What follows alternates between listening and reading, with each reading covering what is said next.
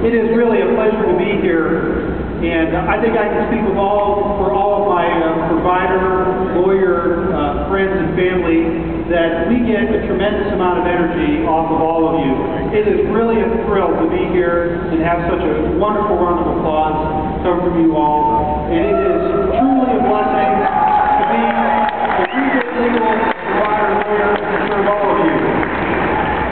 I'm here to tell you a story today about two of our members in Pennsylvania who were victims of fraud. Their story is an example of a sad and growing trend of older Americans being targeted for financial exploitation and fraud.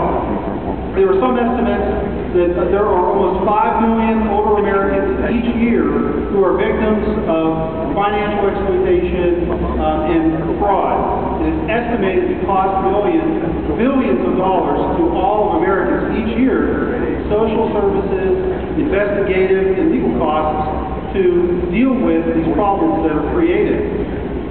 Our clients are in their late 70s, and they called us after exhaustive attempts to cancel a timeshare contract that they had been really tricked into signing. They already owned the timeshare, but were unhappy because the resort that they had their timeshare at, the assessments and costs had been increasing at an alarming rate.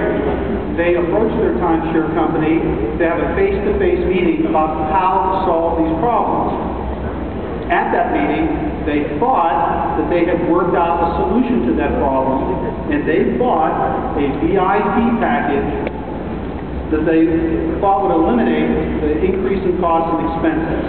So they signed a contract, they paid $13,000, and then they went home. They were assured that this was going to solve the problems that they were hoping to solve. And I'm sure that you guessed that what actually happened was totally different. After they got home, and conveniently, after the time to cancel the contract had passed, they received a letter from the timeshare company, and they were utterly shocked. In that letter, they found out not only had none of their problems been solved, but their assessments and fees had actually increased by 50%. They felt totally victimized. Their own words, taken from a letter that they wrote to the timeshare company, say it best.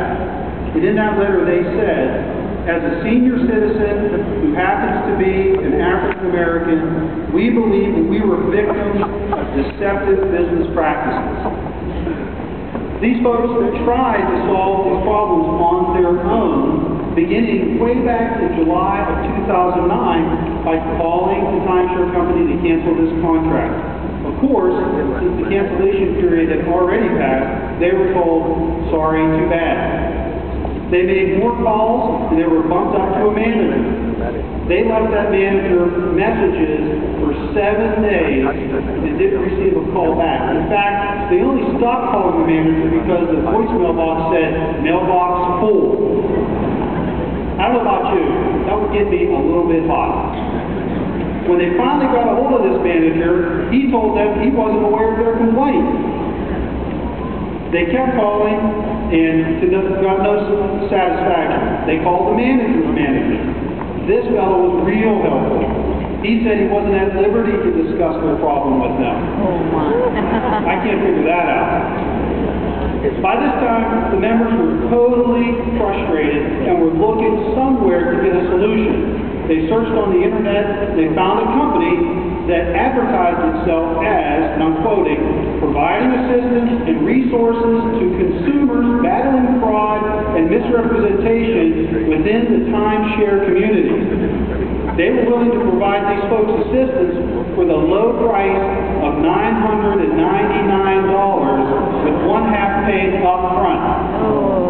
Let's see, $999 to solve one problem, $16 a month to solve as many problems as you can call in on.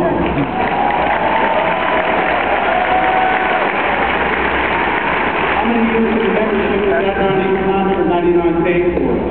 Fortunately, these folks did not hire that company. In November, they finally received a letter from the timeshare company telling them, big surprise, sorry, your request to cancel that contract is rejected, made no mention of their complaints of fraud and misrepresentation. They called us, turned to us for assistance, and we were very happy about that. We talked to them about their experience with the timeshare company. We looked at their contracts. We looked at all of the paperwork they had about it.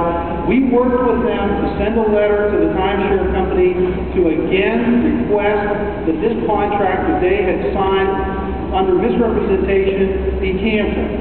In less than 30 days from when we sent that letter to the timeshare company responded in writing, apologized, canceled the contract, and refunded $13,000.